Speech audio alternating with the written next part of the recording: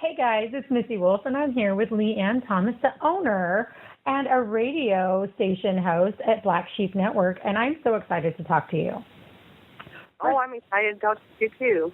Okay, my first question is, when you're a radio host, you do a lot of interviews, and you get to talk to a lot of people. Does it feel different being on this end of it? Because I just did my very first radio interview, and they were interviewing me and asking me questions, and I was kind of like a deer in the headlights for some of it. Yes, I'm totally nervous. I've done the in-studio radio station interview face-to-face with Fletcher Long on an AM station out of Clarksville, Tennessee, and I've actually got to do that twice so far. Okay. But it's totally a different aspect, especially when you look at them and you're thinking, did I ask another artist that same question, and they were boggled at that time too? I mean, and when I come into that little section, I turn around and joke and cut up when I'm a little nervous. But yes, it is a little bit different than interviewing an artist. I thought so too, and I just wanted to ask you that because when I went into mine, I had no clue. I was like, oh my gosh, what are they going to ask me? And some of the questions were really, really fun, and one of them was, and I want to ask you because I really actually enjoyed this question. One of the questions was, out of all the interviews you've done, everybody always asks you who your favorite was. But they asked me who was I most nervous to interview, and there was two different ones for me because we do on-camera ones and I do phone interviews. So is there anybody that you interviewed that just made you nervous because you maybe felt like you weren't worthy of doing it, or you were just fangirling it, or, is there anybody who made you feel that way? I feel like that a lot anyway because I am not that talented artist that is able to sing and draw in the people and, or be able to play a guitar at the same time and how they get up on stage. So I'm intimidated by a lot of them. Don't get me wrong. I have my little quirks too, but the most intimidating interview I've had would have to be Bernard Porter from PCG Nashville. And the only reason being for that is because he has such a high, oh my gosh, just people love him. His respect and the way he presents himself, very professional. And I always think, oh my gosh, I'm going to ask the wrong question, or I'm not going to be able to refer or respond to something, and I'm going to totally clam up at that time. Right. And it's true though. And you go into it, but was that like squashed right away once you started talking to him? Yes, the first time I spoke to him, I called his office, and I had no idea.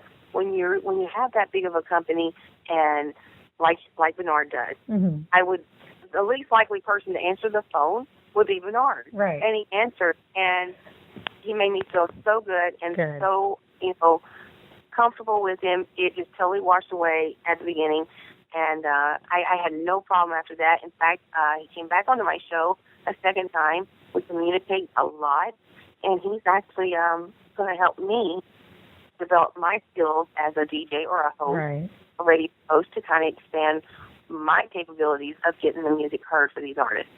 That's awesome. Oh, I'm so glad to hear that. And it's so great to see how relationships develop too, and in Nashville especially, I have to say that the mentality there is so different. And, you do build genuine relationships, and it's just, whenever I've been there, it's just been a very small world atmosphere there. It's like, somebody who knows somebody who knows somebody who knows the person and it's pretty great, and I love it, and there's so many connections there. Have you found that to be true for yourself working there? I have been lucky. My family and my father was part of law enforcement. So I myself got into law enforcement and, the bounty hunter and the repo agent and stuff like that for many, many, many years, along with daycare. I did a lot of different things. Right. My dad and my family have owned so many places in Nashville and still do. My dad passed away, unfortunately, but his last words were, "Please keep my name alive." So that's my goal in life. And when I realized that I had the musical industry in the background of me, that I could share that as well, my heart was just overfilled at that time. So I have now ventured out into the music industry, and in this little circle in Nashville, it is a little different. You're in a circle or you're not in the circle. And with my dad's reputation, I want to stay in that circle. Absolutely. And do anything I can and keep that reputation going and keep my dad's name alive. So I feel very comfortable in what I do, and I enjoy it so much every day. And it just grows, and I learned so much from Nashville. I don't even know if I would fit in another state. You know what? Okay, I'm so glad you said that, because I am telling you right now, and, you know, a lot of people who know me personally know this. The listeners may not know this, you know, but I live in California right now. But my very first trip to Nashville was 3 years ago in September. And when I got off that plane and just immediately felt so welcomed by the people that I was meeting, and then the woman who picked me up from the airport was somebody I had met, you know, through a travel agency for the country cruise, and she knew I didn't have a ride. So she's like, I'll come get you. And normally you don't go with strangers. Like in California, you don't do that. So I was a little bit, you know, hesitant on going. And she picked me up and she took me to the hostel that I was staying at. And then I walked around downtown for like 7 hours by myself and met some amazing people. And I just remember calling home, and I told my mom and I told everybody, like, this is where I need to be. This is where I fit in. And I felt home and I felt alive. So yeah, I just definitely an amazing place. And you can, it's not like that everywhere else in the world. You know, I don't fit in California at all. So Nashville is my home. I can't picture myself living anywhere else. Absolutely. I can't picture myself being involved with different people. I recently traveled to Texas and was totally lost. That's the biggest state I think I've ever driven through in my entire life. I felt like I was there for 5 days. I was there for one. Yeah. That was an amazing state. I loved it. Mm-hmm. But on the same hand, I couldn't wait to get back to Nashville, where I feel at home. Exactly. Nashville is my home. Born and raised here, so it's so much easier to relate to these people. And you're right. If you don't know somebody, then there's somebody that you know that knows somebody. Right. And as long as you know, respect and have that loyalty and have that umph about you, you know, that I'm going to go get it, I'm going to do it, I'm not going to take a no for an answer. Right. That kind of, to me, you will fit in perfectly, and they accept you. It is hard to be accepted, and it's hard to take. This industry is so hard anyway to take anybody seriously unless it's proven. You have to be proven your way. You have to prove that you know what you're doing, and if you don't, you have to acknowledge the fact that you need help. And that's, like I said, when Bernard comes in, you know, he has helped me along the way, and he will continue to do so in developing me as a better host, as a better owner, and as a better team player. Absolutely, absolutely. And, you know, I think that's so important when you have people by your side, people on your team and people building you up. And, you know, then you know, you're able to, you know, pay that forward to other people as well. And, you know, by learning those things and by being, you know, the person that you are and learning from those who have been in the industry and taking what they're saying and, you know, and then it comes through in everything that you do. And I know that the artists are only going to benefit from it, which is great. And I'm so excited that Center Stage Magazine has been able to create a relationship with you as well, because that's what we live for. And, you know, I think the fans, too, when you do things like that and you build relationships, it brings them even more content to look forward to, gives them another outlet to look at, you know, which is just great. And, of course, you know, the whole Twitter thing, and I know that I suck at Twitter. I am not great at Twitter. And I hear you have some funny Twitter stories as well. And I want to hear that. But people love this stuff. People absolutely love social media. They love connecting. So I need you to tell me your little Blake Shelton incident, because I need all the fans at Center Stage to see that it's not just me that messes up on Twitter. Well, first of all, I love to own all my mistakes. Yes. I joke around about it. I think it's funny, and when I mess up, I make it known. Oh, me too. Oh my gosh, I totally messed up. When I first began Twitter, we had our Black Sheep Network Twitter, and we also had my personal Twitter. And I, of course, was not in charge of the Black Sheep Network one at all.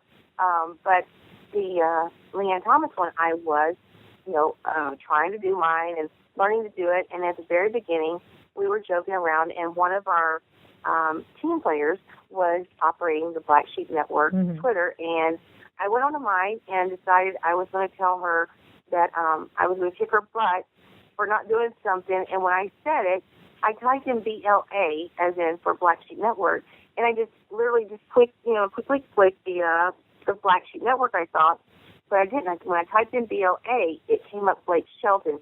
So I tweeted Blake Shelton I was going to kick his butt. and he actually tweeted back. So that's been a joke since day one. That was my first mess up.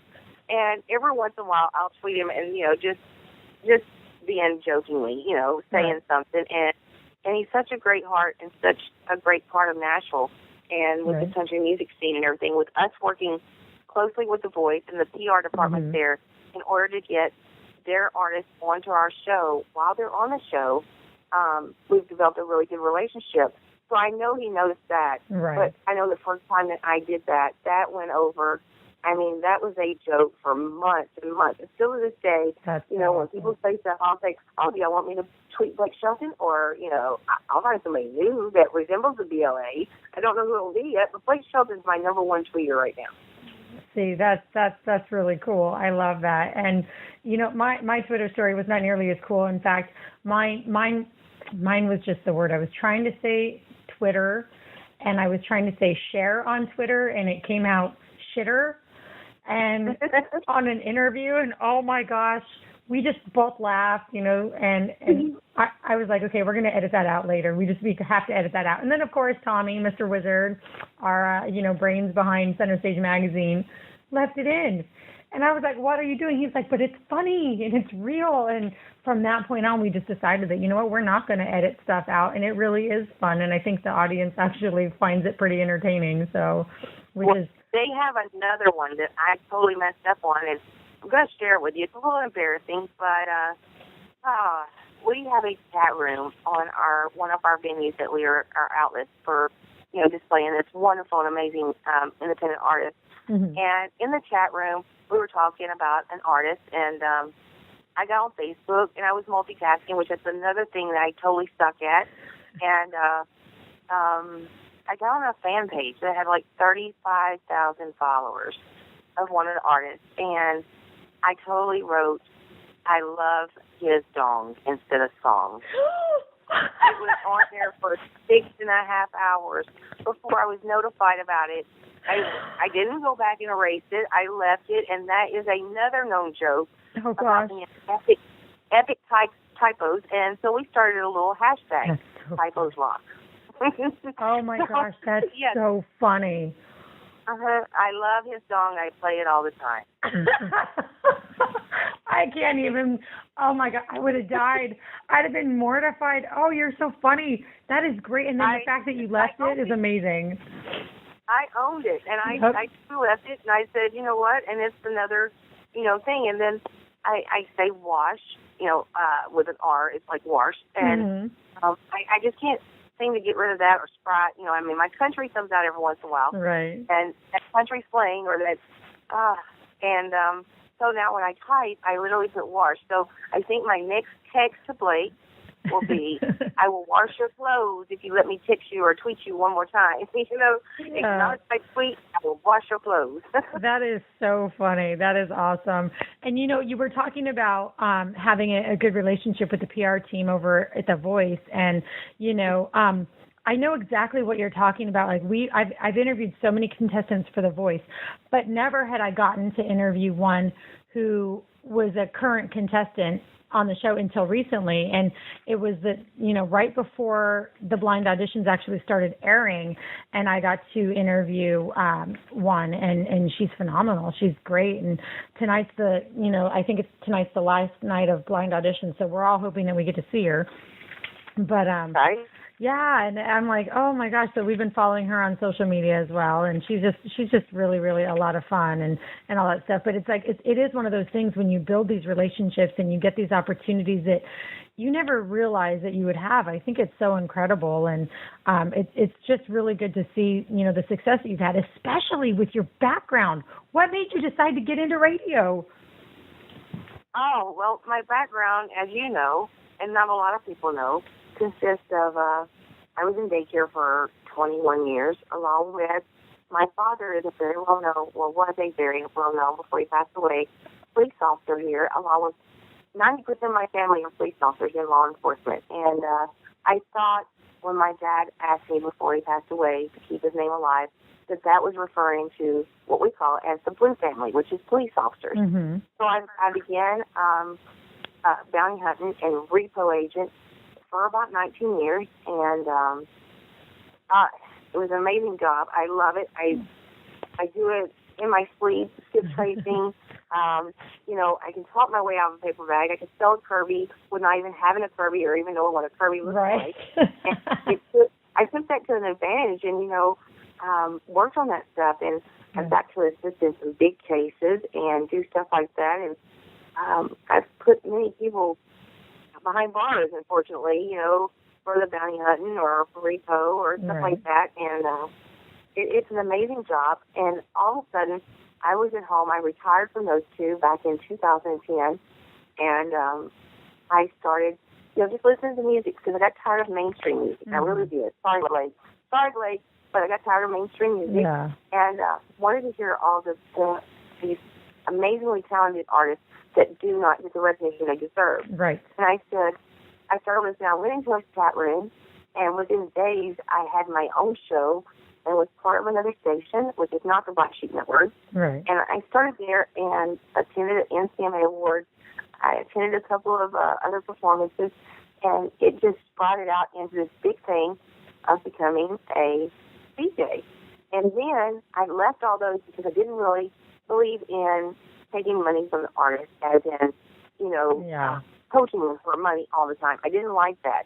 So I just went back to my little old self of promoting artists on my Facebook pages, and my Facebook pages grew and grew. I kept having to open new ones. And then, of course, now I have my own Facebook page and my own website. So in a year and a half of doing this and 19 years of being a repo agent and a bounty hunter, and then, of course, with the background of my father in law enforcement, right. It has been wonderful. And to be able to do so many different things, and knowing I have 4 degrees in college, wow. that I used none of those for. I used none of those for. Yes, none. Not a one for any of this. And so, I've been in the college till I was, late 20s, and my dad pushed me to that. I can't thank him for enough. And my mom was the best mom ever, so she took care of all my cooking and cleaning, and that's why I am so not a cook. And I literally burnt the house down twice, boiling water. And that's a known joke with everybody. And I don't mind sharing all my mishaps. I do not mind, because people want to know about you personally. And they do. It's funny to hear those things. It's just funny the stories that I can tell along the way. But it is so different being that. But on the same hand, it just fit in like a glove. Absolutely. I just moved right into it, and I take what my mom says, and I can always do whatever I set my mind to do. And starting it from a bedroom of this show, and now venturing a year and a half later, venturing out to being a partner with Center Stage Magazine, and then you and Tommy working so closely with me, and being this little partnership thing that we've got, and we all believe in. We have the same beliefs, and that's supporting the artist and not taking money away from the artist. We try to help the artist and just give them exposure. We may not be the 95 FM, but we are who we are, and it's us help. And I love what I do right now. I love it. Absolutely. And you know what? When you can build genuine relationships with these artists and watch them grow and know that you've been a part of their journey, and, you remain in contact with them, and it's just so much fun. They become your friends, and, some of them even family. One of the artists that I interviewed early on, it was actually last year, and Center Stage just celebrated our 1-year anniversary, but this was, last year, and Luke Cachetta, just this amazing, amazing guy. Well, he's now like a part of my family, he's like my kid brother. I love him to death, and that's the thing that you get in this business too, is you get genuine hearts and souls and people that are grateful for you taking the time to actually help them, which I think is just so, so amazing. My team and I try to keep a good rapport with these artists, and I will receive a phone call, from one of them just to check on how I'm doing. I do the same to them. Yeah. Daily contact with them. That's the key, getting to know your artist. And when you play them, you're not just playing their music. you're playing, like you said, their heart and their soul. Exactly. And you know about them, you can relate to them, and it's not just playing someone's music. So I love being able to contact them, call them, and speak to them. Right. And even if it's just a message. But, while we were here in Nashville, I got several phone calls to go and meet up with them. And I was fortunate enough to be invited to Whiskey Wednesday Live, which is Mickey LeMantia and Kylie Mack, and got to go down there and spend time with them. Right. And then the BMA, you get to work with them and hang out with them. I've met probably 60% of the band in person and been able to work with them face-to-face or see them in concert or whatever. And and I love them. I mean, Tobacco Road Band, you got Don Wood, Kylie Mack, Mickey LeMantia, Buck Six. Buck Six was the first one that I got to meet in person. J.T. Hayden, you've got Scotty Morton. All these are national-based that I would have never met if I would not been in this new position of music, being in music or playing their music on the radio. It's absolutely, great. Absolutely. And, it's fun, too, because with some of the artists, have you discovered that there's, like, that really fun side to them where, like, you've met some jokesters? Because one of the artists that I've interviewed, oh, my gosh, we joke around all the time, and we'll send each other crazy memes. We'll text random pictures, and I've sent him, like, we have this inside Bon Jovi joke thing, and our interview was hysterical that we did. And so every once in a while, I send him Bon Jovi stuff, or, no. I do. My son just came in and asked if I was done during the interview. No, sweetheart, I am not. I need you to walk now, please. I'm so sorry about that. And everybody who knows me knows that he comes in every once in a while. I have children too, but I have 2 teenagers. Oh, nice. Yeah, I have 2. I have a 12 and 14-year-old daughter, and that's fun. I'm wasn't fully prepared for all that's going to bring, but I'm seeing it daily that I'm going to be encountering some pretty interesting times soon. Yes, the times have changed because I remember my childhood was, playing baseball or sports or, being an athlete, and then the school, all the school activities, and not making my bed or not cooking or not washing my clothes because my mom did it. Right. And nowadays, the kids are so different. It has to be Xbox or all the social media, and we didn't have that. No. What was Snapchat? We didn't have anything like that. Oh, people. Yeah, I know. My kids are so connected to their stuff that every time they come home, I'm like, disconnect. Just disconnect. You are not going to do your, headphones and your cell phone while you're trying to do your chores. Nope. Not while you're doing your homework either. Like, knock it off, disconnect. You can get on all that social media stuff later. It's insane, and I don't even know how to think about all of that right now because you're right. We didn't have anything like that. We remember when the day the pagers came out. We were just thrilled we could have a pager, and then a big old brick phone that is not brick. Yeah, so it cost you a mild fortune. Oh yeah. Definitely. Like, you were cool because you had a cell phone, but you couldn't use it because it cost you a fortune. It was great. It did. Exactly. Oh, my gosh. We are totally dating ourselves here for our listeners, and we don't need to do that anymore because, but I'm sure a few of them, can relate to it. But, oh, my gosh. Well, thank you so much for taking the time to talk with me today. And I know that you had to make special time to accommodate my schedule because Me too. But I do want to give the biggest thanks to my team. Absolutely. I cannot do anything without them or you guys and everybody else that's coming on board. We have some big opportunities and big adventures coming up in 2017. That's so awesome. Everybody needs to stay tuned. But I want to give thanks to Ron Campbell is our PR guy, and I call him my PR guy, but he's ours.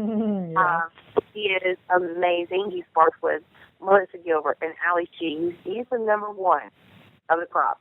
You've got John Matthews that owns his own photography. He's a professional photographer. He does the photography for many artists, including indie artists and celebrities. And then I have David Hill from Cotton Box Records. He's my partner now, and I can't thank him enough. And then I have my 2 wonderful DJs, Rob Charles, that plays on Saturday night, and he filled in this past Friday because I was working on some other things. And Heather Z, she has Heather Z's Country Jam, and she's during the week.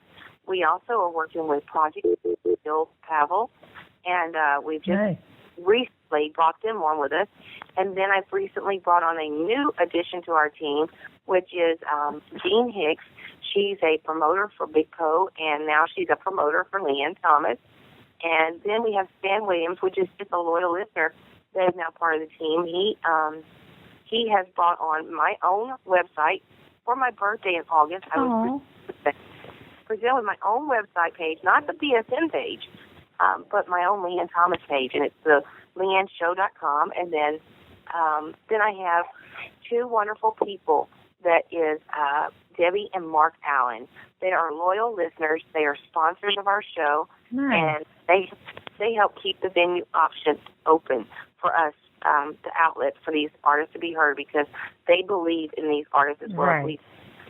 And that's the main part of my goal, is just thanking them, because without them, I'm nothing. So I cannot give them enough thanks. Well, I think that's great. And the fact that you took the time to thank each of them just shows what kind of person you are. And I appreciate that very much. And you know, Tommy and I, we're so grateful and so blessed to be a part, you know, of what you have going on. We just absolutely, we love that we all stand for the same thing. So, you know, obviously great things are coming. Cannot wait for 2017 and, you know, to see the things that you guys are able to do as well. And, you know. I'll bring you, include you in on all of it. Well, that's. We'll be right there with Black Sheep Network doing this, and it's going to be an amazing year next year. And oh yeah, Nashville better get ready for us, man. Teaming up together, it's going to be great, and we're going to have all kinds of fun. I just know it. I do too, absolutely. Now, one more thing. Sure. We are supporting a child, Katie Holloway, and we hashtag it Katie Strong. She is battling cancer, and we do help get as many people to donate money to help her go to all the different hospitals and all the different tests to help kind of take some ease off the parents. Right. Holloway is her mother, and thank you so much for the Holloways allowing us to be a part of that, you know, absolutely. helping out, getting the funds to cheer her up and take some stress off of them. That's what we love to do. But Katie Holloway, we're going to be by your side every step of the way. Absolutely. And, you know, we will include links. If you can send me some links to what they have going on or how people can donate, if you can send me that or tell me where to go, I will make sure that we also include that, and we have a hyperlink in our article so people can just click the link. But for those who want or listening and just want to enter it themselves, where do they go to donate? There is a GoFundMe account set up, and we post it daily to our page on the Black Sheep Network, which you can find on Facebook. We're also on Instagram, Twitter, Google+, and YouTube. We have a YouTube channel. And we have a new show starting up on iHeart that will be my show. And instead of doing interviews with artists, we've come up with something a little different. And if they're interested, any artist that is interested, they can contact us through any of our social media outlets or our email at teamblacksheep1, and that's the number 1, at yahoo.com, and inquire about being a co-host on my show for a 2 hours. Oh, how fun. Yeah, and it's going to be an interview about them, but also we'll talk about music, we'll talk about other artists, we'll maybe use some music, but they're actually going to be a co-host. It's not going to be an interview. So it's going to be a different thing, something nobody else does, and I look forward to doing that as well. And as that happens, Black Sheep Network has been nominated for an award, 2 awards, for a radio station of the year and another radio something of the year, and then myself, LeAnne Thomas, and Rob Charles has been nominated for radio personality of the year. Wow, look at you guys. That's amazing. Yes, at the National Universe Awards. So we are tickled to death, and the voting starts back October 5th, and hopefully we made it to the final round. Right? Oh, I hope so too. Definitely. Well, definitely keep us updated on all that, and we'll keep everybody else updated as well.